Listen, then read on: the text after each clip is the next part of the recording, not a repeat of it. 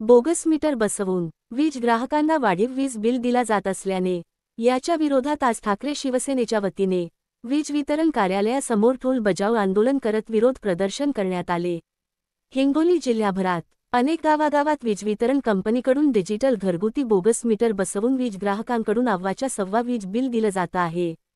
याच्या विरोधात अनेक वेळा ठाकरे शिवसेनेचे प्रदेश संघटक मराठवाडा शेतकरी सेनेचे वसीम देशमुख यांच्या वतीने लेखी निवेदन तक्रार देऊन ही परिस्थिती जैसे तैसे असल्यामुळे आज वसीम देशमुख यांच्या नेतृत्वाखाली आक्रमक झालेल्या ठाकरे शिवसैनिकांनी वीज वितरण कार्यालयासमोर ढोल बजाव आंदोलन करत वीज वितरण कंपनीच्या विरोधात जोरदार घोषणाबाजी करत आंदोलन केले। यापुढे ही वीज वितरण कंपनीने बोगस डिजिटल मीटर बसवून ग्राहकांना जादा वीज बिल दिल्यास शिवसेनेच्या वतीने यापुढचं आंदोलन डोकेफोडू आंदोलन करण्याचा इशारा ठाकरे शिवसेनेचे शिवसैनिक वसीम देशमुख यांनी दिली आहे।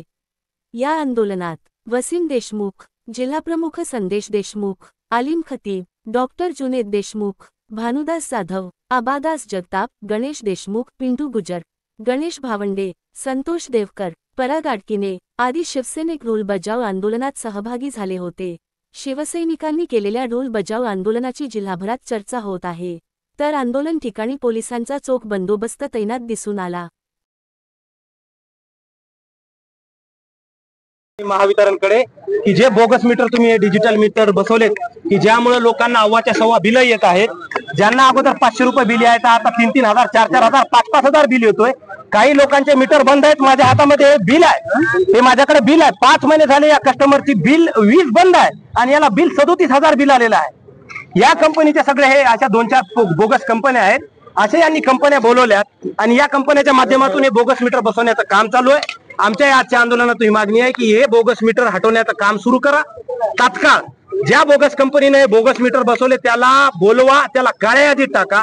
ज्या अधिकाऱ्यांना लाच घेऊन या विषयाला खतपाणी घातलं आणि हा विषय एवढा मोठा केला त्याच्यावर गुन्हे दाखल करा, त्याला सस्पेंड करा, या आमच्या प्रमुख मागण्या आहेत।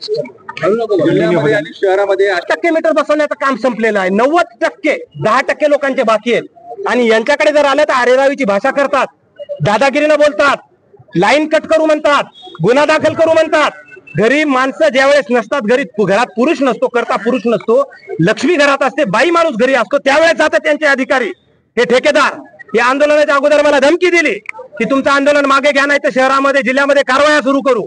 म्हणलं याच्यानंतर जर तुम्ही गोरगरिबांना, शेतकऱ्यांना, सामान्य माणसाला त्रास दिला तर गाठ शिवसेनेशी आणि वसीम देशमुखशी आहे। गुन्ह्याला तर चालेल, जेल झाली तरी चालेल। कोणती कंपनी आहे?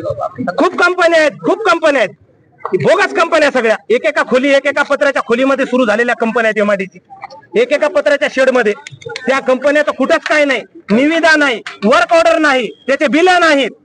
दुसरा एक विषय असा आहे, आले होते या महावितरणच्या अधिकाऱ्यांना त्यांनी धमकी, त्या महावितरणने त्यांना धमकी दिली की तुम्ही जर आंदोलन केलं, काय जर तुम्ही पाऊल उचललं तर तुम्हाला परमनंटली काढून टाकू।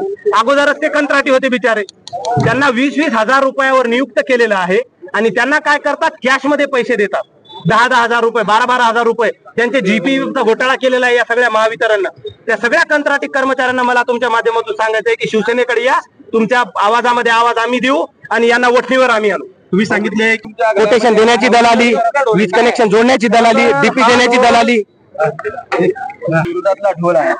सातत्यानं खरं तर आम्ही ढोल वाजवणारे लोक नाहीत, आम्हाला यायलाच वाजवायचं। गेल्या अनेक दिवसापासून आंदोलन करायलो, इथं मागच्या वेळेस बोंबाबोंब आंदोलन केलं, पण संबंधित अधिकाऱ्याला त्याची जाग येईल, त्याच्यामुळे आज पोलीस प्रशासनाला विनंती केली की बाबा तुम्ही शांततेच्या मार्गाने आंदोलन करा, पण निश्चितच येणाऱ्या कार्यकाळामध्ये येत्या 8 दिवसात जर निर्णय नाही लागला, आमच्या मागण्या मान्य नाही झाल्या तर तुम्ही पाहसाल की शिवसेना उद्धव बाळासाहेब ठाकरेची स्टाईल काय। तुम्हाला तर माहित आहे या जिल्ह्यातल्या लोकांना की आमच्या आंदोलनाच्या काय पद्धत आहे। आम्ही यायला काळ फासू, यायचे थोबाडं लाल करू, कारण की परिस्थिती काय, याच्यानंतर आम्ही हातबल झालो, म्हणजे सर्वसामान्य लोक हातबल झाले।